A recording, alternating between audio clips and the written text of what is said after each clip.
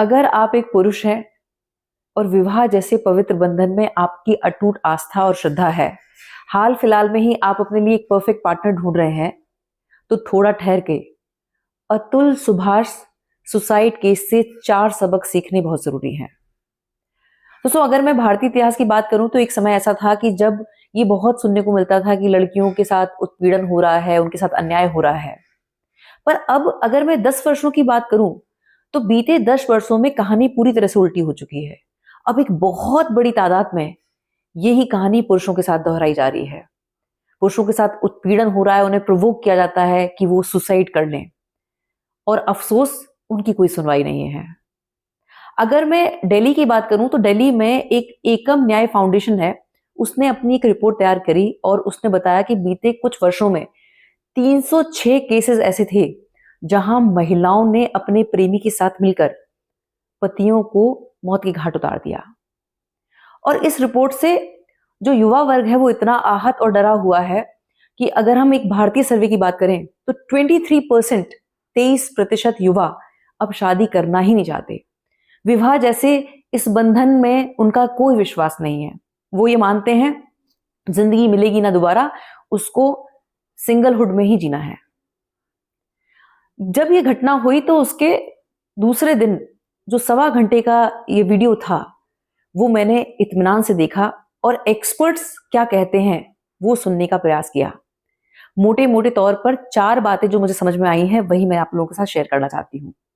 सबसे पहला, आचार्य चाणक्य ये कहते हैं कि अगर आप एक संगिनी का चुनाव कर रहे हैं तो उसका चेहरा नहीं चरित्र देखें। एक अच्छे चरित्र की महिला हमेशा वैल्यूज पे चलती है और जो चरित्रहीन है वो किसी भी हद तक गिर जाएगी। वो समय बीत गया जब हमारे रिश्तेदार शादी तय कर देते थे और शादियां चल जाती थी। अब अगर आप एक संगनी का चयन कर रहे हैं तो वो परख से होना चाहिए, और परख तब होगी जब आप उसके साथ समय व्यतीत करेंगे। और यहाँ एक बहुत बड़ी गलती युवा कर देते हैं कि वो अपना पैसा दिखाते हैं। जब आप पैसे का शो ऑफ करेंगे तो आप हमेशा अपनी जिंदगी में एक गलत पार्टनर को ही अट्रैक्ट करेंगे। व्यक्ति आपके जीवन में ऐसा होना चाहिए जो आपके व्यक्तित्व से प्रभावित हो, ना कि आपके बैंक बैलेंस से। और जो लड़की चरित्रवान है तो अगर डिस्प्यूट भी होगा तो वो इज्जत से अलग होगी। अगर उसके आपके साथ विचार मिल रहे हैं तो भी वो अलग होगी। लेकिन चरित्रहीन औरत किसी भी हद तक गिरेगी, और ये जितने केसेस हैं वो सारी महिलाएं चरित्रहीन हैं। दूसरा, आप ये देखें कि जो पार्टनर आपको पसंद आई है उसका कौन सा गुण है जिसने आपको प्रभावित किया है। अगर वो सिर्फ उसकी अदाएं हैं तो सावधान रहें, क्योंकि ये अदाएं आप पर भारी पड़ सकती हैं। इस बात को भली प्रकार से समझ लें कि अगर कोई लड़की विश्व सुंदरी भी है, पर जिस दिन वो आपकी लाइफ पार्टनर बन जाएगी उसका आकर्षण अपने आप कम हो जाएगा, क्योंकि वो अब आपकी है। मैं बहुत सारी लड़कियों को, बहुत सारी महिलाओं को जानती हूं कि जो इतनी अभागी हैं कि उनके पास आउटर ब्यूटी के अलावा कुछ भी नहीं है। कोई स्किल नहीं है, ना बोली है, ना व्यवहार है। वो सिर्फ इसी तरह से रिझाती हैं। अब वो लड़की जो आपकी पत्नी हो चुकी है, अब वो आपको रिझाएगी, लेकिन आपके ऊपर कोई फर्क नहीं होगा। अब जब उसको वो वैलिडेशन नहीं मिलेगा तो यही वैलिडेशन वो बाहर देखना चाहेगी। अगर वो जॉब कर रही है तो फिर वो वहीं अदाएं बिखेरेगी, नहीं तो वो जिम जाएगी तो किसी ट्रेनर को फंसाएगी, और फिर वही आवेग होगा और षड्यंत्र रचा जाएगा कि कैसे अपने पति को मौत के घाट उतारा जाए और पैसा लिया जाए। तीसरा, ये बहुत कड़वा सच है लेकिन बहुत लोगों को हो सकता है ट्रिगर करे और ट्रोलिंग भी हो, ये जो 2 पॉइंट्स हैं, लेकिन मुझे फर्क नहीं पड़ता। जो मेरा अपना एक्सपीरियंस है वो मैं आपके साथ शेयर कर रही हूं।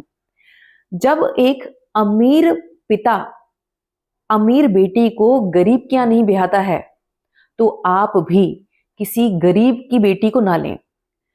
बड़े बुजुर्ग कह के गए हैं कि रिश्तेदारी और दोस्ती बराबरी वालों में सही होती है। आप ये देखेंगे अभी जो बढ़ते हुए जो केसेस हैं उसमें आप अधिकतर देखेंगे कि जो संपन्न लोग हैं वो ये सोचते हैं कि हमारे पास भगवान का दिया हुआ सब कुछ अच्छा है, बेटे के पास अच्छा सैलरी पैकेज है, एक अच्छी भली लड़की आ जाए, गरीब परिवार से आ जाए तो वो सहेज के रखेगी। और वो लड़कियां पगला रही हैं, वो ओवर एम्बिशियस हैं, वो किसी भी तरह से कॉम्प्रोमाइज नहीं करना चाहती हैं, और उनका टारगेट सिर्फ ये रहता है कि उस व्यक्ति को इतना ट्रिगर किया जाए और फिर वो 50% प्रॉपर्टी वहां से लेके फरार होना चाहती हैं। एक एक्सपर्ट है, उन्होंने बड़ी अच्छी राय दी और मैं उससे सहमत हूं। वो ये कहते हैं कि अगर आपका सैलरी पैकेज बहुत शानदार है तो आप ऐसी ही लड़की को देखें जो सेम सेक्टर में काम कर रही है। मैं बहुत सारी लड़कियों को ऐसे जानती हूं जो बेहद शालीन हैं और उनकी दोस्ती सिर्फ किताबों से रही है। वो अपने घर में बेटे की तरह जिम्मेदारी लेके चल रही हैं, अपने भाई बहनों की पढ़ाई का खर्चा उठा रही हैं, अपने फादर साहब का जो लोन है वो उसको भर रही हैं। ऐसी मर्यादित और शालीन लड़कियों को अपना हमसफर चुने जो स्वाभिमानी है और वो खुद अच्छा सैलरी पैकेज बना रही हैं। चौथा और अहम, वो औरतें जरूर टारगेट हिट होंगी जो ट्रिगर करेंगी और वो ट्रोल भी करेंगी, क्योंकि पिछली भी मेरा एक वीडियो है कि ऐसी जगह शादी मत करना जहां इस तरह की सिचुएशन है, उस पर मुझे बहुत ट्रोल किया गया था। अगर आप किसी लड़की से प्रभावित हैं और उसे अपने पार्टनर के रूप में चुनना चाहते हैं तो सबसे पहले उसकी मां से मिलें। मां का जो किरदार होगा देर सवेर वही अडॉप्ट वो लड़की करेगी जब उसकी जिंदगी में उतार चढ़ाव होंगे। दो परिवार एक साथ मिल रहे हैं तो कॉन्फ्लिक्ट्स आएंगे, लेकिन जिस तरह का चरित्र मां का है, मां अपनी बेटी को वही राय देगी। मैं बहुत सारी माओं को जानती हूं जिन्होंने अपनी बेटी की जिंदगी को बर्बाद किया है सिर्फ उसी मैनिपुलेशन से। वो जिस तरह से रिमोट कंट्रोल अपने घर में उनके हाथ में रहा, वो यही चाहती थी कि मेरी बेटी के भी हाथ में ही रहे। उन्होंने कभी अच्छी राय नहीं दी। इसीलिए लड़की कितनी भी सुंदर है, अगर उसकी माँ का इस तरह का नेचर है जो अपने घर में बिगाड़ खाता करे बैठी है, ऐसे घर की लड़की कभी ना लें। बेशक आजीवन कुंवारा रहना पड़े, अगर उस ब्रह्मांड में सिर्फ वो अकेली लड़की है तो भी शादी ना करें। सार इस वीडियो का ये है कि ऐसी लड़की को चुने जिसका चरित्र अच्छा है, जो आपकी चेतना को ऊपर उठाए, वो नहीं जो शान और शौकत के चक्कर में आपको ही दुनिया से उठाए। बहुत बहुत आभार। नमस्कार। जय श्री राम।